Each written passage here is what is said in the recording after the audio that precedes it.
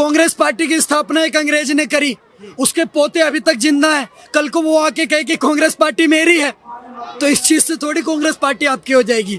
असली नकली कौन है इसका फैसला महाराष्ट्र की जनता ने कर दिया है, आपको 49 पर समेट करके। ईवीएम झारखंड में सही है, ईवीएम हिमाचल में सही है, ईवीएम कर्नाटक में सही है, पर महाराष्ट्र हार जाएंगे, वहाँ ईवीएम खराब है। गाना बना है भाई साहब कि घुस जाला बिल में सांप बिच्छू गोचर, चले ले जब चाप के बाबा के बुलडोजर, तो बाबा का बुलडोजर चाप के चला उत्तर प्रदेश। संजय राउत को कोई सीरियस लेता नहीं है। जब वो था ना खसियानी बिल्ली खंबा नोचे वाली कहानी है ना, वही हाल है इनका। अगर ईवीएम का ये है तो झारखंड में क्यों हार गए हम, वहाँ भी मैनेज कर लेते भाई। महाराष्ट्र में जब तुम कह रहे हो मैनेज कर लिया, तो झारखंड क्यों हार गए? ये सिर्फ आरोप प्रत्यारोप लगा रहा है, क्योंकि धरातल में जनता जान चुकी है ये लोग हैं सनातन विरोधी लोग हैं। अब हिंदुओं ने जाति बंटना छोड़ दिया है, अब हिंदू राष्ट्रवाद की बात करता है, हिंदू हित की बात करता है। योगी जी ने कहा था कि बटोगे तो कटोगे, मोदी जी ने कहा था एक हो तो सेफ हो। हरियाणा एक झांकी है, महाराष्ट्र भी एक झांकी है, अब अगला चुनाव दिल्ली का बाकी है। उत्तर प्रदेश के अंदर भी जानती है जनता कि बाबा के सिवा कोई नहीं बचा सकता उनकी बहन बेटियों की इज्जत को, क्योंकि वहां पर जिस तरह की महिला सुरक्षित है आज के टाइम में, जो घटना घटाता है अगले चुनाव पे उसके काम हो जाता है। क्या नाम भैया? अभिषेक ठाकुर। ठाकुर साहब, महाराष्ट्र में प्रचंड जीत, हरियाणा से भी ज्यादा प्रचंड जीत हुई है, 200 से ज्यादा सीटें राहुल गांधी के नेतृत्व में कांग्रेस की एक और हार, क्या कहेंगे? देखो, राहुल गांधी के दिमाग का नहीं कस पाया कोई नट, और न ही उन्हें बहु मिली और न मिल रहा है बहुमत। तो दिल्ली की और देश की जनता और भारत की जनता ने ये सोच लिया है कि न इनको बहु देनी और न बहुमत देना है। और योगी जी की बात आज पूरा भारत मान रहा है, बटोगे तो कटोगे और एक रहोगे तो नेक रहोगे। ये जात पात में बांटने का काम कर रहे थे, और उधर बाबा बागेश्वर और योगी जी ने नारा चला दिया कि जात पात की करो विदाई, हिंदू हिंदू भाई भाई। तो अब सारा हिंदू एक हो रहा है। लड़ाई 80 और 20 की थी, तो 80 तो भारी पड़ने ही थे। बिल्कुल 80-20 की लड़ाई थी। शिवसेना के 2 गुट हुए, एक उद्धव गुट एक शिंदे गुट। उद्धव ठाकरे कह रहे थे नकली शिवसेना है, लेकिन जो मैंडेट आया है इस बार, उस मैंडेट में जनता ने बता दिया है असली शिव सैनिक कौन है। और आदित्य ठाकरे भी जैसे तैसे करके जीते। वक्त आया था कि 3000 वोटों से पीछे थे। आज मैं आपसे एक बात पूछना चाहता हूँ, कांग्रेस पार्टी की स्थापना एक अंग्रेज ने करी, उसके पोते अभी तक जिंदा है, कल को वो आके कहे कि कांग्रेस पार्टी मेरी है, तो इस चीज से थोड़ी कांग्रेस पार्टी आपकी हो जाएगी। वो देखा जाता है कि अभी इस वक्त उस पार्टी के सांसद किसके पास ज्यादा है, विधायक किसके पास ज्यादा है, बहुमत किसके पास है। माननीय सर्वोच्च न्यायालय बैठा, वो डिसाइड करेगा असली कौन है नकली कौन है। आप बताए, आप कौन होते हैं असली नकली का फर्क करने वाले?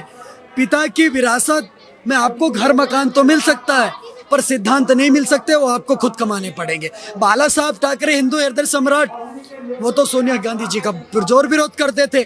आज सोनिया गांधी की गोद में बैठ के गलबैयां कर रहे हैं, और फिर आप उनको बोल रहे हैं कि भैया नहीं, असली वाले हम हैं।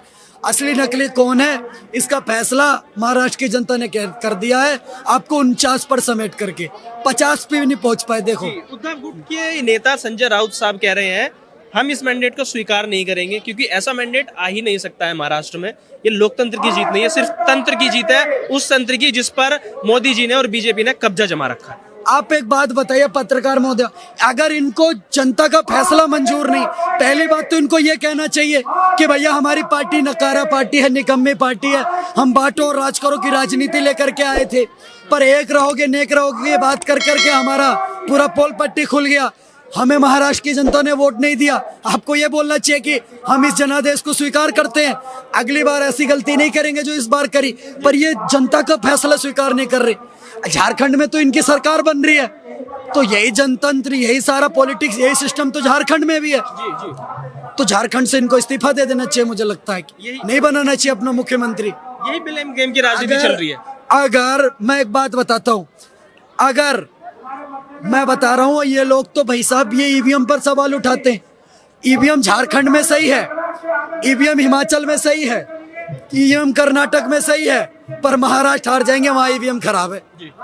या हरियाणा हार जाएंगे, वहाँ ईवीएम खराब है। राजस्थान हार जाएंगे, ईवीएम खराब है। ये एक्सेप्ट करो कि आपको दिल्ली की जनता ने, भारत की जनता ने, महाराष्ट्र की जनता ने, उत्तर प्रदेश की जनता ने आपको सिरे से खारिज कर दिया। इस चीज को सोचिए। मतलब कि ये तो बात हो गई कि बेवफाई का इल्जाम ईवीएम पे लगा दो। आप समझो ना, हर बार ईवीएम बेवफा है।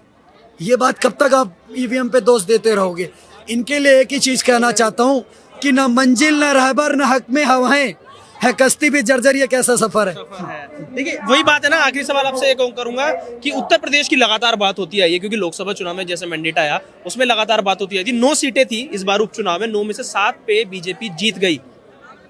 वही सीटें जिनमें कुछ सीटें तो ऐसी थी जिनपे अखिलेश यादव का दबाव माना जा रहा था कि वो जीतेंगे। यूपी में काबा, यूपी में बुलडोजर वाला बाबा। आप समझिए, गाना सुनिए भोजपुरी में, गाना बना भाई साहब कि घुस जाला बिल में सांप बिच्छू गोचर, चले ले जब चाप के बाबा के बुलडोजर। तो बाबा का बुलडोजर चाप के चला उत्तर प्रदेश में। और सुनिए मेरी बात, आपको मैं एक बात बता देना चाहता हूँ, विधानसभा की बारी थी, अपनी भी जिम्मेदारी थी, योगी बाबा का वचन निभाना था, उत्तर प्रदेश में भगवा लहराना था और हिंदू राष्ट्र बनाना था। उत्तर प्रदेश की जनता ने सब कुछ कर दिया। महाराष्ट्र में प्रचंड जीत हुई है बीजेपी की, एनडीए अलायंस इस बार सरकार बनाने जा रहा है। इसी मामले में बात करने के लिए रवि नेगी जी हमारे साथ जुड़े हैं, उनसे पूछते हैं क्या कहेंगे इस पूरी जीत को।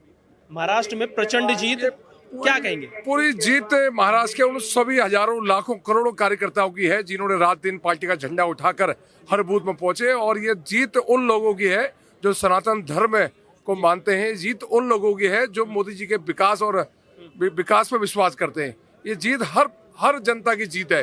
जिस प्रकार जो दूसरी पार्टियां थी जो सनातन धर्म की तरफ आंख उठा के देखती थी, जो सनातन धर्म को गलत बोलती थी, जो एक है सेफ है के बारे में गलत बोलती थी, जो ना बटेंगे और कटेंगे के बारे में गलत बोलती थी, ये सारी सबका मुंह तोड़ जवाब किसी ने दिया तो महाराष्ट्र की जनता ने दिया और सूखड़ा साफ करा उन्हें विरोधियों का। जिस तरीके से पूरा चुनावी माहौल बनाया गया नतीजों से पहले या वोटिंग से पहले, कहा गया कि नकली बाला साहब की शिवसेना है। इस बार चुनावी मैंडेट में पता चला कि शिंदे गुट को अच्छा वोट मिला है, उद्धव ठाकरे को ज्यादा वोट नहीं मिल पाए।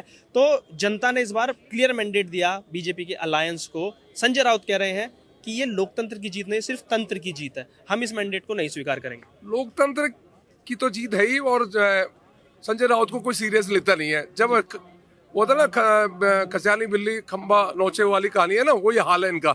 ये लोग जब बाबा साहब जिन्होंने क्या नाम सॉरी बाला साहब जिन्होंने जो हिंदुत्व की पहचान थे, पूरे देश में हिंदुत्व के नाम से जानते थे, और जिन्होंने कहा कि मैं कभी कांग्रेस के साथ गठबंधन नहीं करूंगा कभी भी, और आज वही लोग कांग्रेस के साथ गठबंधन बनाकर घूम रहे। तो महाराष्ट्र की जनता ने बता दिया और जता दिया कि ऐसे लोगों को बिल्कुल महाराष्ट्र के लोग बर्दाश्त नहीं करेंगे, और पूर्ण बहुमत दिया और आज सरकार बन गई। एक वक्त ऐसा भी था जब काउंटिंग चल रही थी, आदित्य ठाकरे 2000 वोटों से पीछे हो गए थे। तो कहीं ना कहीं मोदी जी की जो राजनीति है, जो महाराष्ट्र में जो केंद्र में मोदी जी सरकार चला रहे हैं, जनता को उस पर भरोसा है। लेकिन विपक्ष बार बार ईवीएम पे सवाल उठाता है, बार बार कहता है कि गलत इस्तेमाल किया जा रहा है एजेंसीज का, हम इस मैंडेट को स्वीकार नहीं करेंगे। और जो हमारे मुद्दे हैं कि हम यही कहेंगे कि बैलेट पेपर पर ही चुनाव होने चाहिए।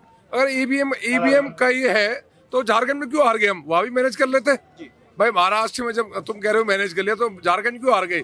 ये सिर्फ आरोप प्रत्यारोप लगाना है, क्योंकि धरातल में जनता जान चुकी है ये लोग सनातन विरोधी लोग हैं, हिंदू विरोधी लोग हैं, ये लोग हिंदुत्व को गाली देते हैं। ऐसे लोगों को जनता नहीं चाहती, इसलिए जनता ने क्लियर बता दिया महाराष्ट्र में सिर्फ एक ही चलेगा, सिर्फ भारतीय जनता पार्टी अलायंस चलेगा। चलिए, तो झारखंड और हमने महाराष्ट्र की बात कर ली। आखिरी सवाल आपसे यही होगा कि उत्तर प्रदेश में भी 9 सीटों पर चुनाव हुए हैं, उपचुनाव हुए हैं, 9 में से 7 जीत गई है भारतीय जनता पार्टी। लोकसभा में जो दम भर रही थी जीत के बाद, अखिलेश यादव की हम सबसे बड़ी पार्टी बनकर आए हैं, अब 9 में से 7 तो वो जीते हैं। क्या कहेंगे आने वाले चुनाव में योगी जी के नेतृत्व में लड़ा जाएगा? योगी जी के नेतृत्व में लड़ा जाएगा, और ये तो एक ट्रेलर था योगी जी ने जो दिखाया।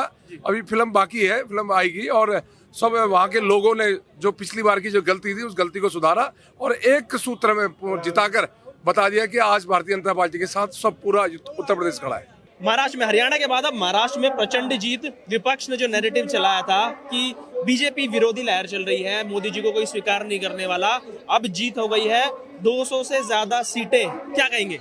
मैं एक ही बात कहूंगा, जिस तरीके से कांग्रेस ने और राहुल गांधी ने एक मकसद था उनका पूरा नहीं हो पाया, वो था हिंदुओं को जाति बांटना। अब हिंदुओं ने जाति बांटना छोड़ दिया है, अब हिंदू राष्ट्रवाद की बात करता है, हिंदू हित की बात करता है। योगी जी ने कहा था कि बटोगे तो कटोगे, मोदी जी ने कहा था एक हो तो सेफ हो, तो अब एक है तो सेफ है। और जिस तरीके से महाराष्ट्र की जनता ने दिखा दिया कि छत्रपति शिवाजी महाराज की जय थी और जय है और जय रहेगी, क्योंकि महाराष्ट्र में वो लोग चाहते थे भाजपा को हराना, हिंदुत्व को हराना, और वो अपने मकसद में कामयाब नहीं हो पाए। मकसद इसलिए बोल रहा हूँ क्योंकि लोगों का एक मकसद ही होता है, वो कामयाब नहीं हो पाए अपने मकसद के अंदर। और जीत महाराष्ट्र में इतनी बढ़िया हुई है कि तीसरी बार भाजपा सरकार पूरे बहुमत से आने लग रही है वहां पर, और कमल खिला है जोरों से, और महाराष्ट्र बचा है उद्धव ठाकरे और राहुल गांधी ऐसे चोरों से। उद्धव ठाकरे और राहुल गांधी जैसे चोरों से। उन्होंने कहा था कि नकली शिवसेना है शिंदे गुट, उन्होंने कहा था नकली शिवाजी महाराज के तुम भक्त बनते हो, उनकी प्रतिमा भी गिर गई थी। इस बार जो वोट है, वोट देगी जनता और उद्धव ठाकरे गुट को जिताएगी। शिंदे गुट की ज्यादा सीटें आई हैं और असली शिवसेना अब जनता ने बता दिया है कौन है। क्या कहेंगे? मैं इतना कहना चाहता हूं कि वो तो जनता ने बता दिया असली शिवसेना कौन है, असली कौन नहीं है, औकात दिखा दी। जो हिंदू हित की बात करेगा वही महाराष्ट्र में और देश में राज करेगा, क्योंकि अब हिंदू एक हो चुका है। जाति के नाम पे बैठना छोड़ दिया हिंदुओं ने। कब तक हिंदुओं को जाति में लड़वाते रहोगे? बाबा जी ने, योगी जी ने जो काम करा था, कहा था एक रहो अपना बटो, एक रहो, मोदी जी ने कहा एक रहो सेफ रहो, बटोगे तो कटोगे। उस नारे के साथ में महाराष्ट्र की जनता ने एक तरफा वोट करा और जिता दिखा दिया। और झारखंड के अंदर भी भाजपा के वोट शेयर बढ़ा है। और अब दिल्ली की बारी है, अब देखते जाइएगा, राष्ट्रवाद की जीत होगी। हरियाणा एक झांकी है, महाराष्ट्र भी एक झांकी है, अब अगला चुनाव दिल्ली का बाकी है। आपने बात कही कि दिल्ली में भी हम जीतेंगे, लेकिन वो बार बार चुनाव के बाद जो एक रोने की आदत लगी हुई है विपक्ष को, वो यहाँ भी अछूती नहीं रही है। संजय राउत कह रहे हैं कि हम इस मैंडेट को बिल्कुल भी स्वीकार नहीं करेंगे, ये लोकतंत्र की जीत नहीं बल्कि तंत्र की जीत है, और उस तंत्र की जिस पर बीजेपी ने, मोदी जी ने कब्जा जमा रखा। देखिए, अगर झारखंड में जीतते हैं तो ईवीएम ठीक है, झारखंड में जीतो ईवीएम बढ़िया काम कर रही है। अगर हाँ महाराष्ट्र में हार गए तो ईवीएम खराब है, लोकतंत्र की हत्या हो गई, सब कुछ हो गई। ये दोगला चेहरा छोड़ो, अब हिंदू को जाति के नाम पे लड़वाना छोड़ो।